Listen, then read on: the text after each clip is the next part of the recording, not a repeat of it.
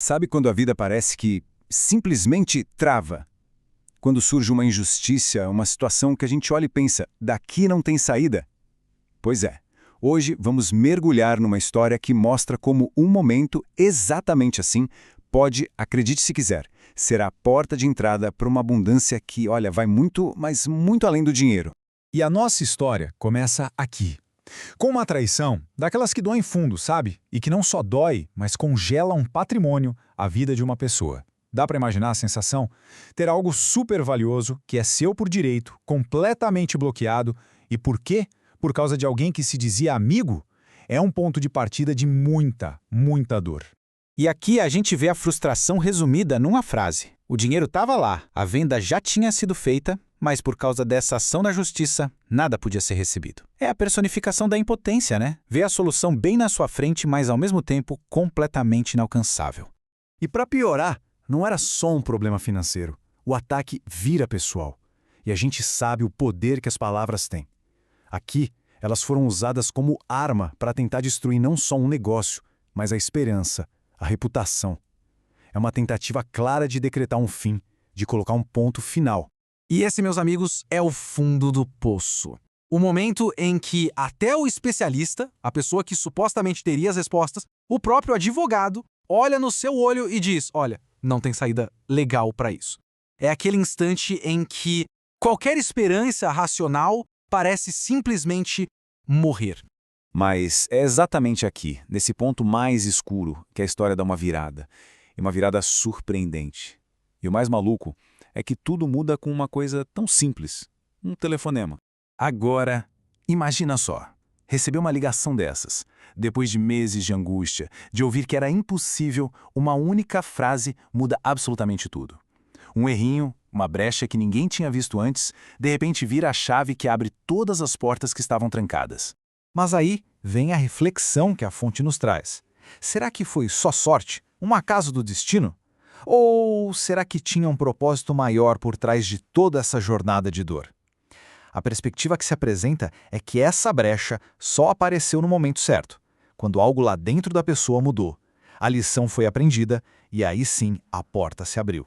Isso nos leva a uma pergunta que é central para tudo isso.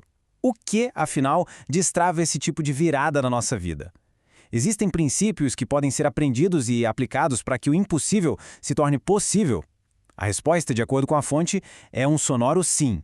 E aqui estão elas, as três grandes chaves: amor, humildade e honra. Parecem conceitos até simples, né?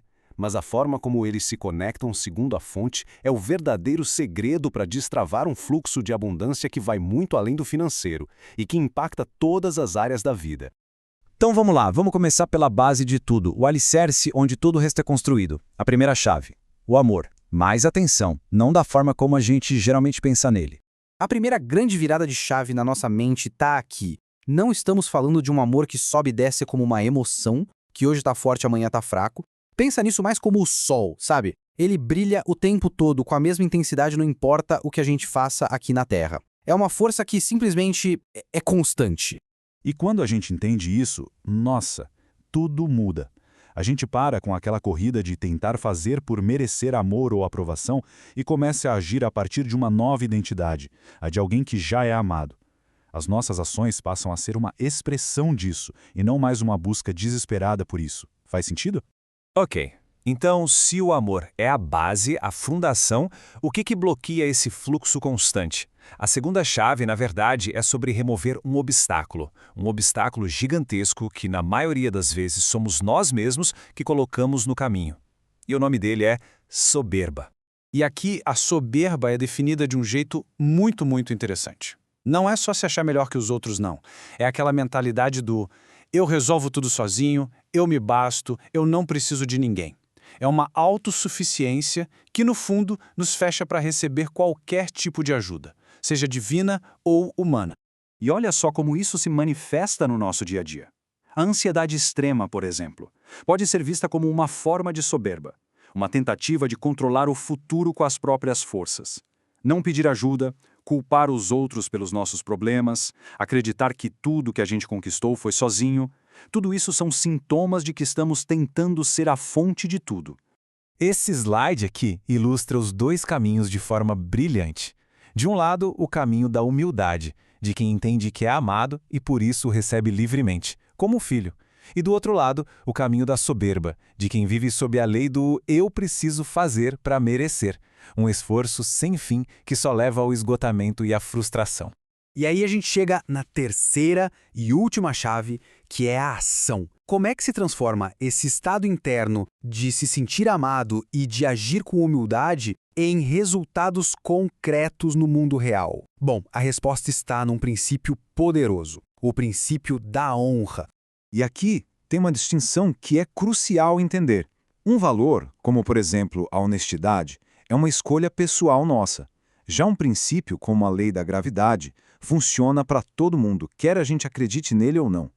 A honra, segundo a fonte, é exatamente isso, um princípio universal. E como todo princípio, ela gera resultados previsíveis quando é ativada. É aqui que as três chaves se conectam de forma perfeita. Um ato de honra, a nossa oferta para o mundo, só tem valor de verdade se ele vem de um coração que se sabe amado e que age com humildade. A motivação por trás da ação é tudo. A ação em si é só o resultado visível do que está acontecendo aqui dentro. E este quadro aqui resume a grande diferença de mentalidade de forma genial. De um lado, uma relação de pai e filho, motivada pelo amor, pela gratidão e que resulta em paz, em maturidade.